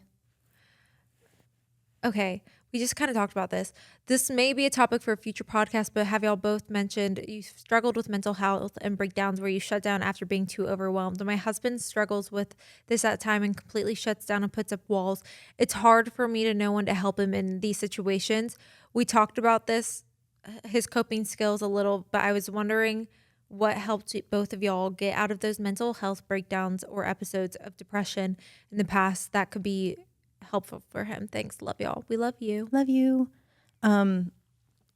Honestly, I think that the moment I started to come out of my struggles was when I was vulnerable and honest about what I was going through. So maybe talk to him about communicating. Yeah. I would even encourage therapy. I'm a really big therapy advocate. I think so too. And it's like maybe not even having to talk to like your partner, like him having to talk to you, like him talking to somebody else is really important. I think also a lot of times why I do internalize a lot of my emotions or feelings is because I am kind of afraid of being judged. Me too. And maybe you have to like go in and be like, no judgment. No, like I won't say anything unless you want me to say anything. And like, I won't tell you how I feel about it. Like, just like, I want to hear you out and I want to listen to you, because that's really what they're wanting, is somebody to listen to. And like, maybe it's just like, they just have to, like, sometimes I tell Max, I'm like, sometimes I just feel weird and overwhelmed and I don't know how to explain it, like other than I'm drowning. And like, there's nothing that you can do to make that feel better. It just is me overcoming and coming out of it myself. And like, the fact that I know that you are there for me, and like, he'll just always tell me, like, he knows like it's nothing, like he gives me my space and he's very like kind and graceful with like giving me what I need. But he lets me know, and it lets me like acknowledges he knows how I'm feeling. He understands how I'm feeling and that he's here for me. And if I need anything, he will always be there. Yeah. I just locked it again. God dang It's it. okay. Sorry guys. We're having a lock moment. I'll keep touching it. I just kept talking. For some reason, my like auto lock won't let me change it. It's okay. But I mean, what do you think about that? No, I completely agree. And I do think something that I really try to do when someone is like venting to me is like, do you want advice or do you just want a listening ear? Because I think sometimes too is people don't vent because they don't want to be told. And it's really, I think depression and like getting into a place like that is so tricky, because you're almost, at least in my experience, like you're ashamed that you're going through that. And I think that when I broke down and finally was just like, this is what's going on, and I opened up to people close to me, like nobody had a negative response. But sometimes you can't put into words how you're feeling. Like, because that was another thing, is like people would be like, well, why do you think you feel that way? And I'm like, I don't know. It's like, just how I feel. Like, it's just something that happens and I can't explain it. And I don't know if I'll ever be able to explain it, but it's just a feeling I get, and it's like anxiety and overwhelming. And then I get anxiety about and I get anxiety. Like, I get frustrated and stressed out when he's getting frustrated and stressed out because he doesn't know what's going on with me and can't help and do something. Mm-hmm. Just give him time and space and like let him know that you're going to be there. But it's really truly just like how he kind of like can overcome it himself. Yeah, because people get through those things in their own ways. Yeah, it's very strange, and you won't. And Max didn't understand it until he actually went through it recently. Mm-hmm.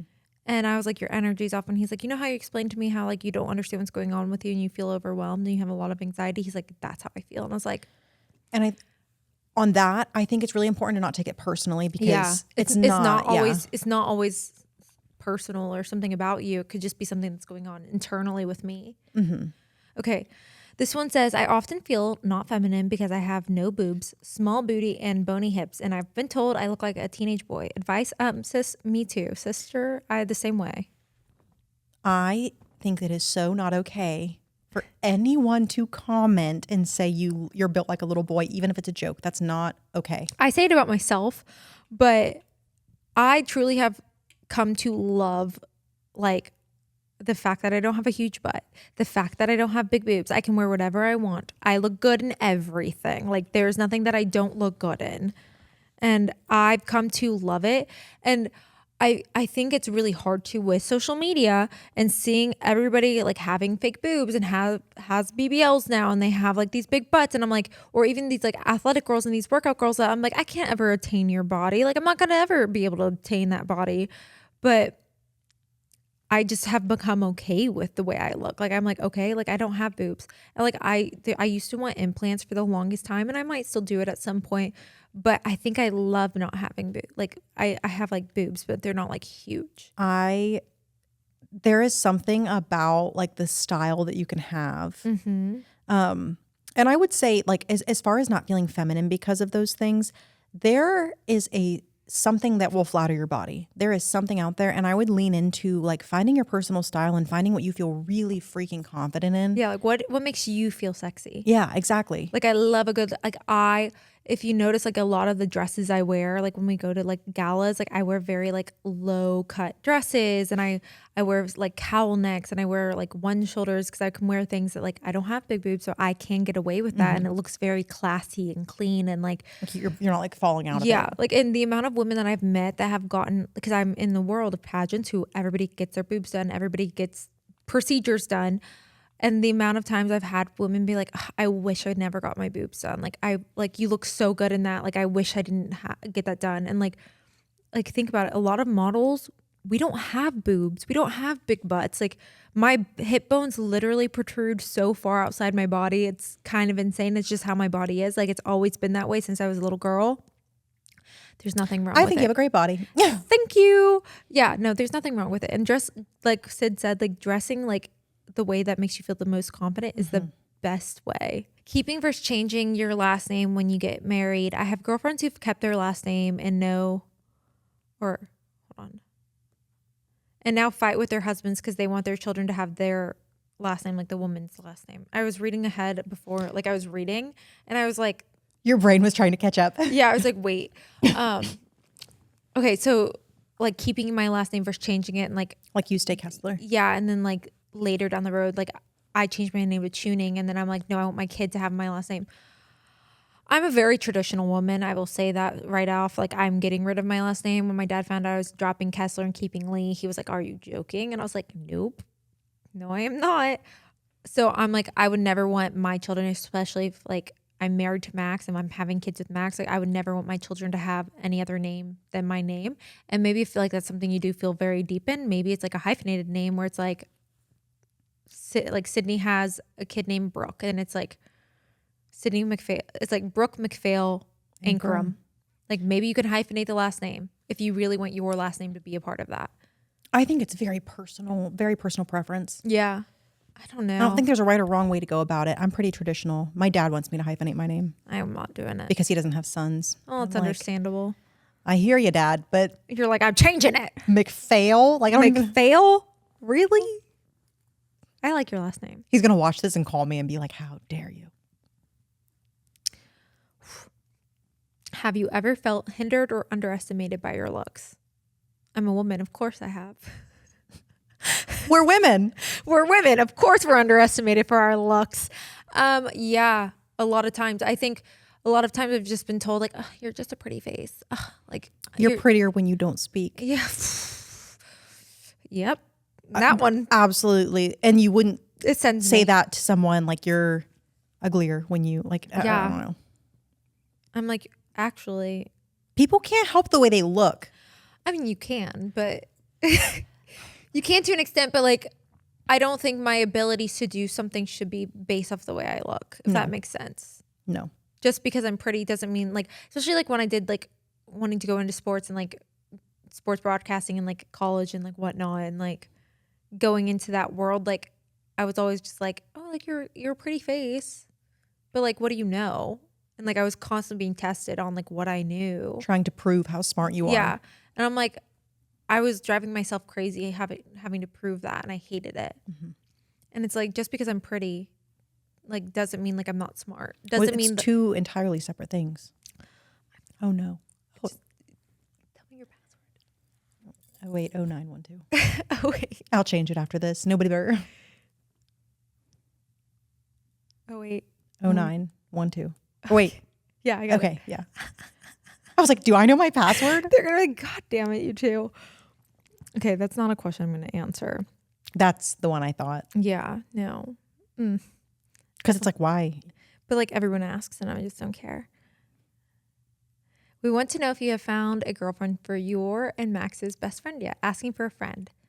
We're still working on it. I'll let you know. I haven't updated you. I know. I I thought about that when I was watching the Don't Be Sour episode because we had briefly talked about it on Sunday. Yeah. Somebody said that I should make an episode of a dating show. Like on here. That's kind of a good idea. I think it's iconic. We should do that. Like, so we'll have him on. Yeah. And like people. I am here for it. I'll figure it out. I'll come up with something in my head. Okay. How do you navigate a family breakup or fallout where unforgivable things are said? Can you cut off toxic family members? It hurts every day, but can't see a way back. I have personally gone through this, and it wasn't that somebody said some toxic things to me. I may or may not have some toxic, horrible things to a person that is family. And I was very young. I was very immature. And it's like, you know how I said, like, you sit back and think about those cringy moments? Mm-hmm. That is like my cringiest moment. And it is something I will never forgive myself that I ever said to her. And like, we are now closer than ever. And I love her more than anything. But I said some horrible things that I really shouldn't have said because I was hurting inside. And like, I allowed my emotions to take over. And I wish I would have never said what I said or did what I did. And, you know, I live with that every day. And it's not easy, but there's definitely a way to come back to it. Because at the end of the day, like, you are family and you can get back to it. And maybe it's something that you don't think you can get back from. And like, you just need to have boundaries. But like, at the end of the day, they are your family. And like, you will be able to make your way back at some point, hopefully. But it just gives time. Yeah, I agree. And I think I struggle with this too because I have a small family. So like, I have things that on one side of my family where point blank they're toxic, but they're still my family. So it's just, I think it's hard because like, you only get one family. You do. And I want to say that I do think it's okay to cut off toxic family members. Yeah. There's definitely a time and place for it. I like for something that's been said, maybe that can be worked through. I think it can be. Because I've been in that situation where it can be worked through. And like, even like having a sister, and like me and my sister say god awful things to each other. The nastiest thing. Like I have an older sister. Like, my sister says some horrible things to me that are worse than like my Instagram comments and DMs. And I've said some really nasty things back to her. But at the end of the day, it's all fun and fine. And she'll text me 20 minutes later and be like, "You want to go see a movie?" And I'm like, "Yes." It's literally what having a sister is for. Literally, that's exactly what it's like. She's like, "You took my bra." I'm like, "Well, you use my makeup. Stop stealing my clothes." Full out war. Yeah. Want to go watch a movie? Yes. My sister and I have been, she would, if she listens to this, she's going to kill me. But like, we've literally been in a fist fight. Oh, same. And then like literally right after it's like, "Hey, Yeah. want to have dinner?" Like, I missed what? you. I haven't seen you You so didn't long. beat my face in. You literally dragged me across the floor. What do you mean? Have dinner. I have a black eye. I have rug burn. No, but actually it was on carpet. Literally. I think I had rug burn on my leg. Taylor, you talk about babies and wanting to become a mom one day. How do you know that you want kids? I'm married and we need to figure out soon if we are trying not. And to be honest, I'm scared. I don't know. Like, I think for you, that's going to be different than what I know, because I knew immediately growing up that I wanted to, like, as a kid, I wanted kids. Like, I knew I wanted to be a mom. I think that's what I was meant to do. And like, I love like babies and children so much. Like, I see like all my friends having kids, and I'm like, I just adore it. And like, I just want this little piece of me that I can like instill good values in and beliefs. And like, I think that's going to be, out of all my titles, I think that's going to be my favorite title, is like to be a mom. Stop it right now. I'm going to cry. Yeah. I think it's going to be my favorite title. And like the fact that like I have like this little pure piece of joy, like that just means so much. It's like such a precious thing. Like to make a good little human, like a good person is what I mean. Yeah. Yeah, no, I used to, when I was little, I have this very vivid memory of being in my mom's car and like me thinking that God just chose who like would have babies. And I would pray and be like, God, like when I get older, will you please put a baby in my belly? Sick. Like I vividly, I know what car she was driving. I remember where we were on the road, and I was just like, please, like let me be a mom. I love that. But I mean, I think that there's no rush. No, I think it takes time. I mean, like my mom never wanted kids, and then she accidentally got pregnant, and look at us now. Here we are. And now she has the best humans. The best humans, and I'm her favorite. I'm so Sorry, not sorry. She'll say it too. No, she won't. But we all know it. In my family, we all know. How do you become a girl's girl? I just feel like you are. You just are. I think you root for your friends. You root for your girls. Like you support the girls around you. Like even like Joe is one of our best friends. But if Joe does something wrong to a girl, I will call it out immediately. And I will destroy him. I will literally, like, I turn into a mom and I'm like, Joe, what the fuck is your problem? I mean, he's never done anything wrong, but like, that's just like I guess it's just like a hypothetical analogy of like how I would be. Like if he ever did anything wrong, I'm like, are you silly? Yeah. And I think that like, I call people out. Okay. I've had friends who like mutual friends have done something wrong. And I'm so impressed at their ability to be like, I love you. You're my friend, but no. Yeah. Like, no. I also think that like girls, like don't get so caught up in that and just like be a good human being, like be a good person. But like, I don't know. Yeah. Just be good.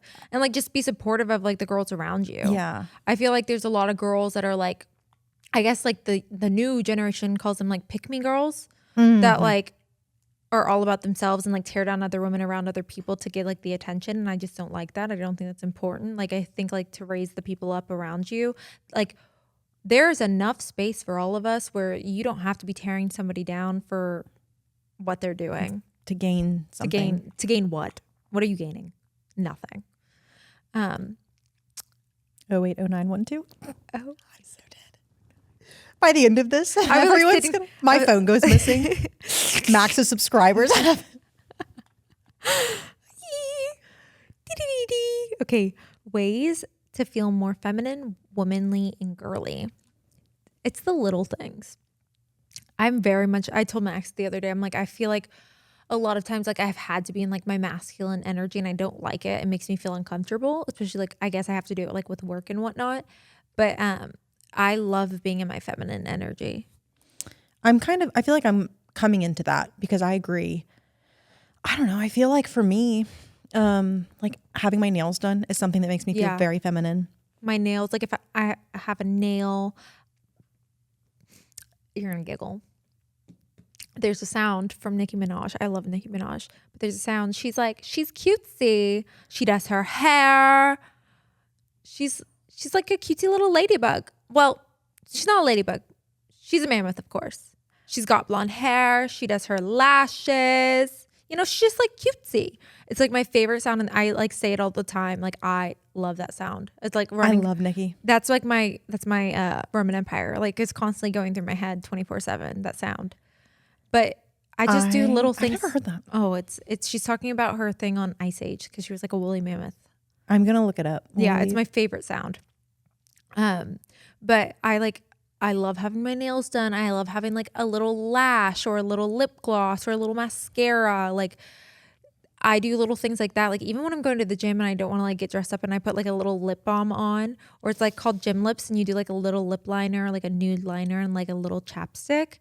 I love the way it looks because I'm like, I feel a little bit more girly. And like everything showers, I always feel more like when I do my full routine of like washing my hair, doing a hair mask, like shaving my legs and like taking a deep shower, like using a body scrub and all of that fun stuff. And then like, then I get out and I do like my lotions and my You oil. feel so good. Oh, I feel so girly and feminine. And like, I love sleep. I'm a huge pajama person. This is something new for me. Really? Oh my God. I love pajamas. I love pajama sets. I prefer to sleep in pajama sets. I just think they're cutesy And they're so comfy. and they're so comfortable. And I feel good about myself. I don't feel like Adam Sandler because Ryan, I've Yes. always just like worn Ryan's clothes to bed. Like always. I literally have a dedicated duffel bag of his stuff that I wear to bed. And when I got into like matching PJ sets, Yeah. he was like, I just think I like it when you wear my stuff. And I was like, I don't. Because I wake up and I look like a little frat boy. Like when I take the trash to the curb sometimes, because sometimes I'll do it. Yeah. I'd like to be in like something nice and Yeah. not look like a homeless person just walked out of our garage. Yeah. I don't want someone to be like, why is there a little frat boy staying in this house? I really do think that like it comes down to just like taking pride in. Yeah. Like the little things, Yeah. the girly things. And it's like doing, like, I love wearing bows in my hair and Taylor got me I've into- gotten Sid on the bow trend. I just kept seeing it and then like you did it and I was like, I do bows all the time. Like, I don't wanna there's- be a copycat. I have bows on my nails. I have bows everywhere. Like my headphones have bows on them. Like there are bows everywhere. I love bows, but I've always loved bows growing up. Like I've always just been a bow girl. Mm-hmm. I guess it's like with cheer and whatnot, but like I just love bows. I'm a bow queen. Little I Bo always Peep. had. I think for a while I had cheer bows like hung around my Oh room. my God. Do you remember, like, I remember when my sister was in a sorority and like I was in high school and she started wearing bows like up here. Oh, on I the did side it. of her head. Yeah, I just started doing that in high school too. And I was like, oh God. Big glittery ones. Yeah, like big ass bows. And that was like when, do you remember like Jamie and like all the cheer athletic cheetahs?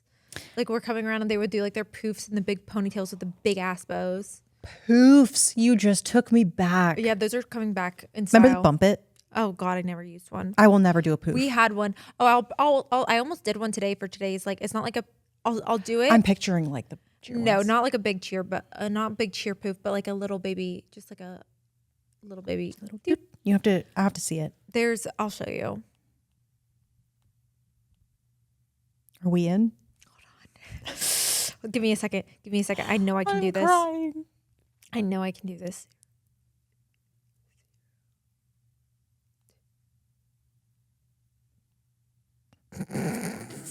Shall we phone a friend? 08, Oh wait. 09, 09. 12. 12. I had the numbers, but I didn't have them in the right order. It's literally just like months of birthdays. Like my Oh. mom, my dad. Oh, I'll learn. Sorry, Dad. It's okay.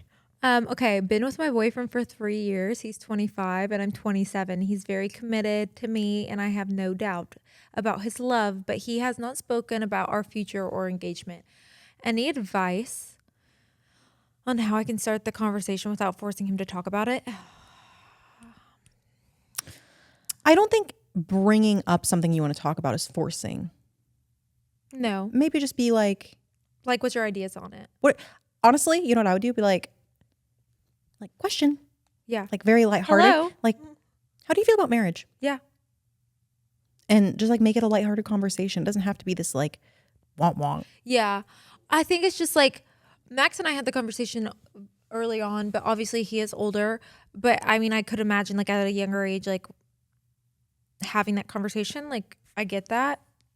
I think just like being like, okay, like I know that I want to like have marriage later in my life. And like, I want to know what like your timeline looks like. Like, what are you thinking? And like, I know it's really daunting to think about that conversation, but it's a lot more pressure thinking about it than actually having it because it's not as serious. And I think it is important to have that conversation and maybe just be like, hey, like how you said, like question, like I have a question. what do you think is going to happen in our future? I'm Like, pretty what sure is the your first time timeline? I ever asked Ryan was like, it wasn't in regards to marriage. It was really just like, what are we doing? But that I was just like, hey, what are we doing? Like, what is this? What is this? Tell me. But Yeah. you could very like lightheartedly be like, hey, like we've never talked about marriage. Yeah. What are your thoughts? Yeah, what are your thoughts on marriage? Like, do you believe in marriage? Do you want to get married? What are your thoughts on it? And I had that conversation very early on with Max, but that's just because I like reassured him. I was like, I do not go on dates with people that I don't think I could end up dating, and I don't date people that I don't think I could end up marrying. We date to marry around here. We do. Okay, tips on Taylor can't speak today, guys. Tips on how to become more confident in front of the camera. Talk to yourself in the mirror. As somebody that doesn't model, I need you to answer this and then I'll answer. In front of the camera, as far as like posing is concerned, I think just like in camera in general. okay, I think practicing in a mirror, personally. I sometimes do that. And I do it all the time. as silly goofy as it is, like I literally will just like be like, is this cute? Is this cute? Yeah, any model will tell you that's like, I practice faces in the mirror. I used to practice posing in the mirror. And a lot of times I say that when you look uncomfortable or you feel uncomfortable in a photo is always when it looks its best, which is really strange. I mean, that I only mean that in the way of like modeling, but like when you're taking pictures with friends, like just like get comfortable and like used to pose in like certain ways. Like I can do a video on like how I pose in photos, like to make sure that and there's a ton on TikTok that's like the best poses for pictures. And just go watch those and just practice them and then do it. There's nothing wrong with that. I have a question. Okay. When you're doing pictures, like say for example, like you are with Max and you're like, Max, will you take a picture of me? Do you like hold poses or are you just constantly like? I'm constantly moving. Okay, that's what I thought. I was just curious. But I think that's just because Of modeling. Like I have to.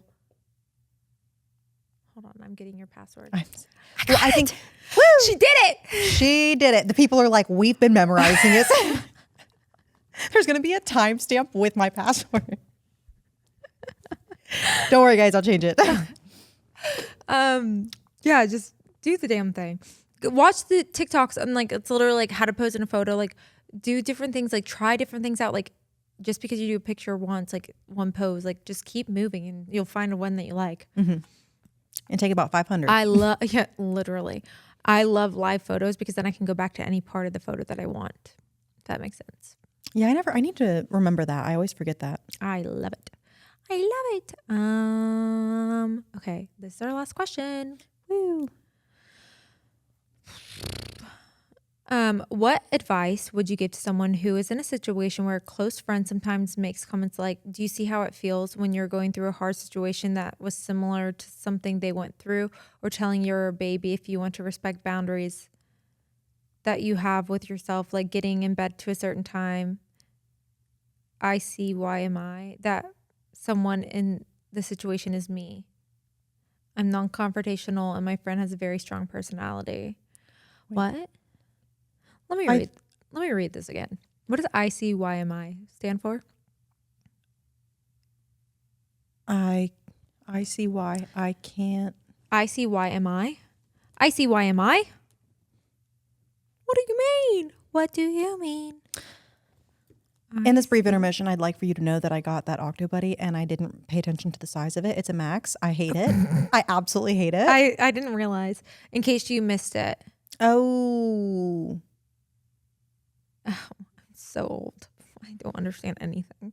Okay, what advice would you give for someone who is in a situation where close friends sometimes make comments like, do you see how it feels when you're going through a hard situation that was similar to something they went through? Or telling you you're a baby if you want to respect boundaries and that you have with yourself, like getting in bed at a certain time. In case you missed it, that someone in the situation is me. I'm non-confrontational and my friend has a very strong personality. I don't have friends like that. I was just going to say that's not a very good friend. I don't, I guess like maybe your friend doesn't realize she's doing it and hurting your feelings. And that's probably a conversation you have to have. I'm not saying you have to end friendships with her, but I have chosen to not have people like that around me because they're not validating my feelings. Like there's times, obviously I've had conversations with friends where it's like, I'm saying like, oh, like maybe you shouldn't take it that way. Like, I'm sorry. Like I always say like, I'm sorry you're going through that. Like that I feel so bad. Like that. I hate this for you. Like that sucks.